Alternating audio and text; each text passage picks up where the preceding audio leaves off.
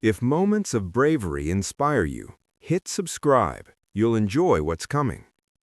The girl sat alone at the edge of the room, her back straight, her hands folded, her eyes steady. She was 14, too young to understand the full weight of the uniform, they said. Too young to speak with certainty about war, sacrifice, or honor. And yet, when asked what her mother did for a living, she answered plainly, "My mom is a Navy SEAL." The laughter came quickly. This was a youth leadership program hosted on a naval base, supervised by uniformed instructors and visiting officers.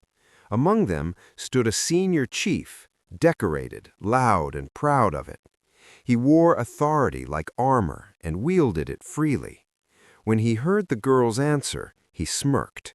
"A SEAL?" he repeated. "Your mom?" The room leaned in. Teenagers exchanged glances. Some smiled. Others waited for the joke to land. "SEALs don't have daughters your age," the senior chief said, "and they don't talk about it. You're lying." The girl did not flinch. She did not raise her voice. She only said, "I'm not." That calm refusal irritated him more than defiance ever could. In his world, rank decided truth, and he had already decided she was wrong.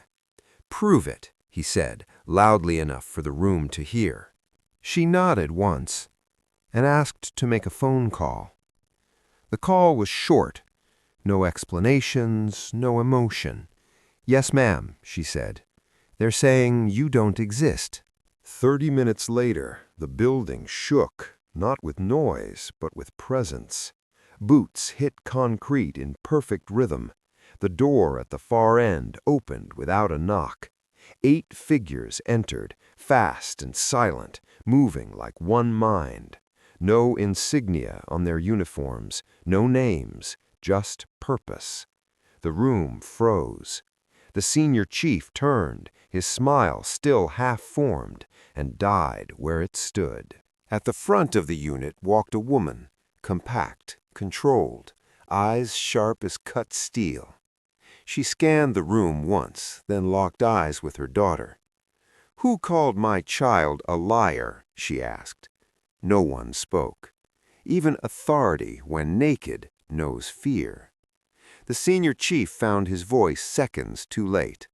This is a misunderstanding," he began, instinctively straightening his posture. "We were just—" "Testing her?" the woman interrupted, her tone level. "By humiliating her?" She stepped forward. The room parted without instruction. "I am Chief Petty Officer Elena R.," she said. 22 years, multiple deployments, and yes, I am a SEAL." No boasting, no decoration, just fact. Behind her, the unit remained motionless, watching, not as bodyguards, as witnesses. The base commander arrived moments later, summoned by instinct rather than call. He took in the scene instantly. The silent unit, the pale senior chief, the girl standing perfectly still beside her mother. "What's going on?" he asked.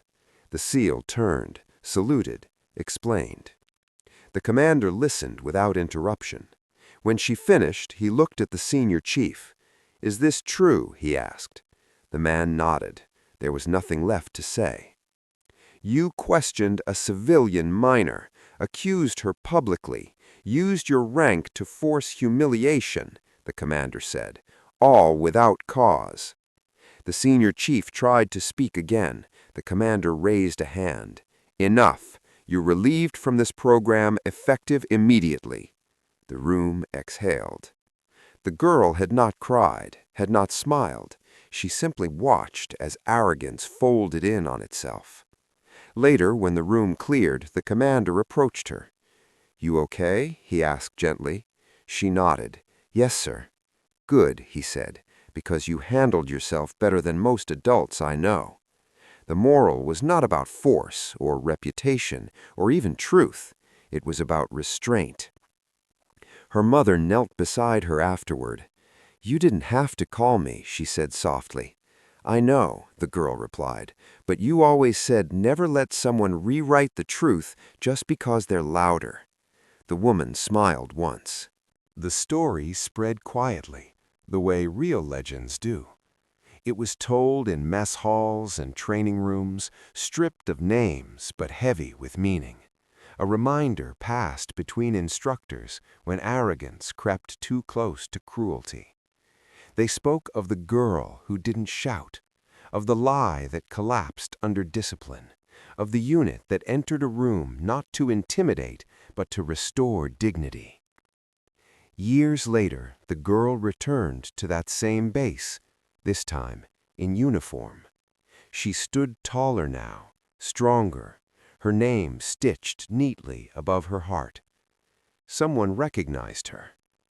"Are you?" they began. She nodded once. "I am."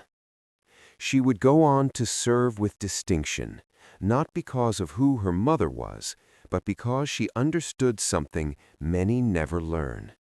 Power does not come from proving others wrong. It comes from knowing who you are and waiting.